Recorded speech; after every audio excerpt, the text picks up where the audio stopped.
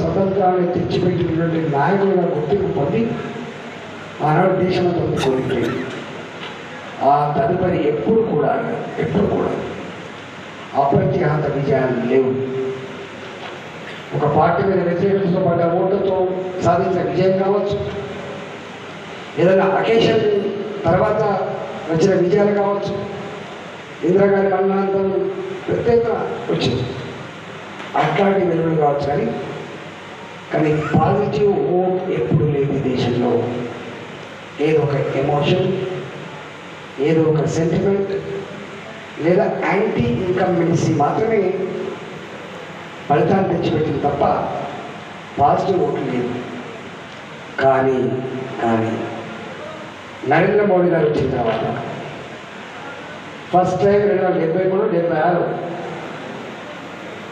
First time 273 సీట్లు వేస్తే జనరల్గా సెకండ్ టైం కొంత యాంటీ ఇన్కంబెన్సీ తోడై, కొంత వ్యతిరేకత తోడై నాకు తక్కువ సీట్లు రావాలి. కానీ సంకీర్ణ రాజకీయాలను మొట్టమొదటిసారిగా భూస్థాపన చేసిన పార్టీ భారతీయ జనతా పార్టీ. కానీ పాత దేశంలో నాయకులు ఈజీ కాదు.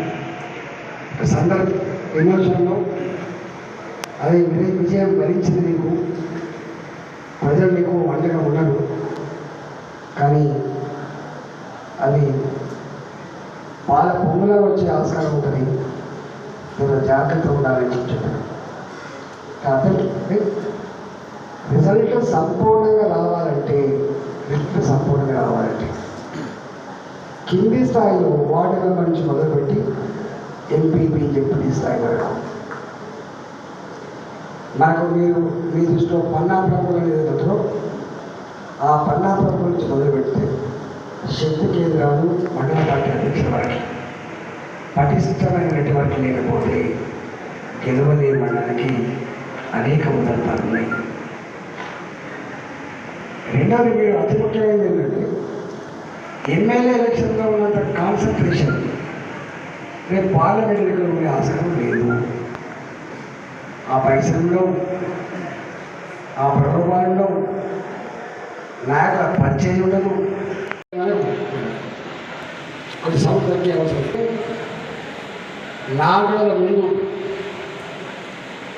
ఇక్కడ మీద జిల్లాలో బీజేపీ మురికెత్తితే రేపు ఆగమైపోతుంది. ముఖ్యమంత్రి జిల్లానే ఓడిపోయిందని ఎక్కడ అడుగు పెడితే అక్కడ గెలుతున్న 400 నాయకులు ఉన్న జిల్లాలో ఆగమైందని చెప్పి భావించి ఒక 4 ఏళ్ళ ముందు వాళ్ళ సర్పంచులను, వాళ్ళ ఎంపీటీసీలను, వాళ్ళ నాయకులను వాళ్ళ ఫోన్ల మీద నిఘా పెట్టి వీళ్ళు ఎవరితో మాట్లాడుతున్నారు, ఎక్కడ పోతున్నారు, ఎవరు ఓట్లేసి మొత్తం ఎక్కడ చేసి మొత్తం మీద మా ఇద్దరి మొక్క చూడాలనుకుంటున్నది మా ఇద్దరి మొక్కని కథ పట్టించింది. కానీ సరే మేము టెక్నికల్గా ఓడిపోవచ్చు, కానీ ముచ్చమటలు పుట్టించడంలో సక్సెస్ అయింది భారతీయ జనతా పార్టీ. రఘునందన్ గారు ఎమ్మెల్యేగా గెలిచినట్టు చెప్పేది 10 ఏళ్ళ తర్వాత దేశం మొత్తం అంటే మనం చెప్పుకోవడానికి కొంచెం ఇట్లా అనిపిస్తాను. ఎందుకంటే గిట్టగా పెట్టి చెప్పాలి. వేరే వాడికి కళ్ళగంధం వచ్చినట్లు కశ్మీర్ నుంచి మొదలు పెడితే కన్యాకుమారి వరకు, అరుణాచల్ ప్రదేశ్ నుంచి మొదలు పెడితే గుజరాత్ వరకు భాషలు వేరు కావచ్చు, సంస్కృతులు వేరు కావచ్చు, సాంప్రదాయాలు వేరు కావచ్చు, కానీ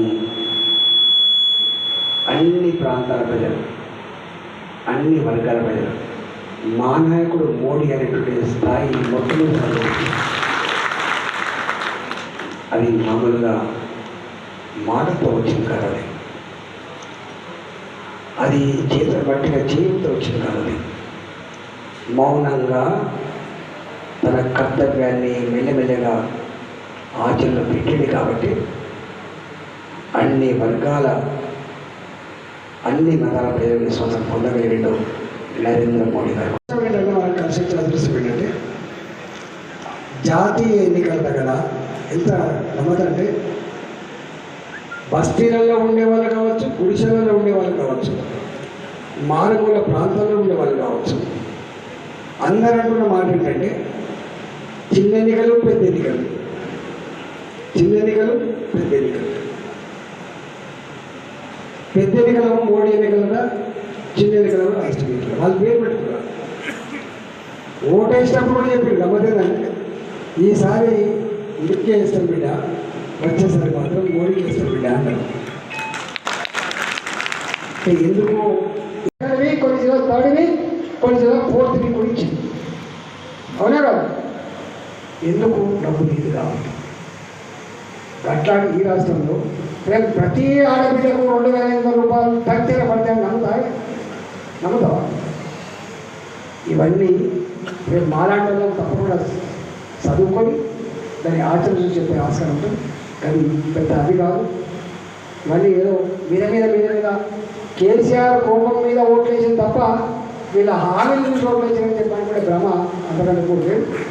కాబట్టి ఒకటే, అవన్నీ మీ కనుక అవన్నీ అమలైతే కాదా నాకంటే మీరు రక్త బండల కాడ, పాన్ డబ్బాల కాడ, చాలా తాగే హోటళ్ళ కాడ, పత్తులు ఏరే కాడ, నాట్లు వేసే కాడ, సభ్యులు తిన్న కాడ తప్పకుండా చర్చ పెడతారు. కాబట్టి మీ చర్చ మీద ఆధారపడే ట్రెండ్ సెట్ అవుతుంది. రేపు మిరపాలనే గెలవాలి ఒకటే చెప్తాం. బాగా చెప్తాం. ఒక్క మోడీ గారు చూసి ఇక్కడ కూడా ఒక స్ట్రాంగ్ అభ్యర్థి ఉండాలి, ఒక ఫేస్ ఉండాలి. ఇక్కడ ఎవరు పడితే వాళ్ళు అడుగుతారు కానీ ఫేస్ ఉండాలి ఇక్కడ. ఆ ఫేస్ ఈయన మనం రక్షించగలనేటువంటి నమ్మకం ఉండాలి మనకి. ఆ మనిషి కొట్లాడతానికి విశ్వాసం ఉండాలి. వాటికనే మోడీ గారి ఓడెంత అంటారు కాబట్టి ఎవరిని పెట్టినా ఓడెంత వేస్తారా? దానికి తగ్గట్టుగా నాయకుడు కావాలి. రెండవది దానికి తగ్గట్టుగా పని కావాలి, దానికి తగ్గట్టుగా చర్చ జరగాలి. అప్పుడు మాత్రమే వెళ్తాం తప్ప వట్టి ఏదో ఇట్లాంటి మాత్రం లేదు. కాబట్టి దయచేసి నేను చూస్తున్న కార్యకర్తల మీటింగ్ అన్నప్పుడు అందరిని పిలిచే ప్రయత్నం చేయండి. కార్యకర్తల మీటింగ్ అందరిని పిలిచే ప్రయత్నం చేయండి. కానీ మీరు కొద్దిమంది తీసుకొని మీటింగ్ పెట్టుకునే అట్లా అనేక మంది నాకు తెలిసి ఈ రాష్ట్రంలో అన్ని పార్టీల కంటే కూడా కమిట్మెంట్ గల కార్యకర్తల సంఖ్య ఎక్కువ పార్టీ భారతీయ జనతా పార్టీ. మన ఒక పార్టీ కాదు, అనేక రకాల సంఘాలు ఉంటాయి, పరివార క్షేత్రాలు ఉంటాయి. వాళ్ళలో పనిచేసే వాళ్ళు కొంచెంతమంది కానీ పిల్లలు మనం కానీ పిలువండి. మీరు కమిటీల పరంగా పెట్టినప్పుడు పిలవకండి, కానీ విస్తృత స్థాయి కార్యకర్తల సమావేశాలు పెట్టినప్పుడు తప్పకుండా అందరినీ ఇన్వాల్వ్ చేసే ప్రయత్నం చేయండి. ఎవరు చూసినా కూడా ప్రయత్నం పనిచేసే ఆస్కారం ఉంటుంది. కాబట్టి దయచేసి మనమే వస్తాయి. ఎందుకంటే జనమంతా కావాలి, సముద్రమంతా కావాలి. మనం ఎక్కడ చూసినా కార్యకర్తలు కావాలి. కాబట్టి దయచేసి అందరినీ పిలవండి, అందరినీ ఇన్వాల్వ్ చేయండి, కలిసిమెలిసి పనిచేసే ప్రయత్నం చేయండి, ప్రొయాక్టివ్గా ఉండండి, పాజిటివ్గా ఉండండి. రేపటి విజయానికి మీరు ఒక దేవుని చుక్కలాగా పనిచేయాలని చెప్పి మీ అందరూ కోరుకుంటూ చదువుకున్న జై తెలంగాణ. భారత్ మాతాకి.